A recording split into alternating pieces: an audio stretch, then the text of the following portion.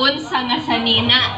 Pero karon ingnan ako sa akong igagaw, ate ayaw pagsulog og igana. Kay dili na rabali panahon ni Duterte. Sad kaayo na ako dili ko ganahan na taas kayo akong istorya kay daghan pa ang ganahan nga nay maingon. Mag-share ako gamay nga storya sa akong trabaho. Sa una nagtrabaho ko sa gobyerno. Dili na lang nakalan kung asa ni na opisina. Basta nagtrabaho ko sa gobyerno. Para sa uban dili ninindot nga experience. Ako'y kliyente nga dugay ko sa akong pagbisyo sa iyaha tungod kay naay mga dili makontrol nga butang. Nasuko ang kliyente ngano dugay daw ayo mimo serbisyo. PWD to siya. Kabaw moon sa iyang gibuhat, gi-report ko niya sa 888 hotline. Wala na aplan og isa ka oras. Gi-message me sa government hotline ngano dugay ko no mimo serbisyo. Karon nalipay ko naghinumdum ang eksperyensya ngano kay kanang 888 line gipatupad na sa panahon ni Presidente Duterte na bisag kinsa nga tawo puga dato ka unsa na imong kahimtang paminawon ka sa gobyerno kung dili tayo ka paminawon nila. Nalipay ko nga naay PWD nga nireklamo namo ngano kay na feel niya nga bisag PWD siya bisag dili siya dato na tingog aning gobyernoha. Og isa pa, sakit sa dughan maghuna-huna ni Presidente nga naa sa laing nasod.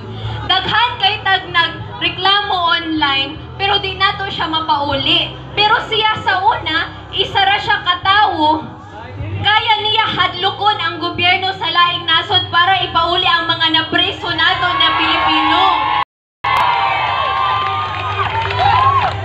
Kung si Presidente, isa ra siya katawo sa una, kaya niya kontrahon ang gobyerno sa Kuwait na dili na magpadala og OFW kang padayon sila ng pasakitan. Hanta, unsay di nato makaya. Correct!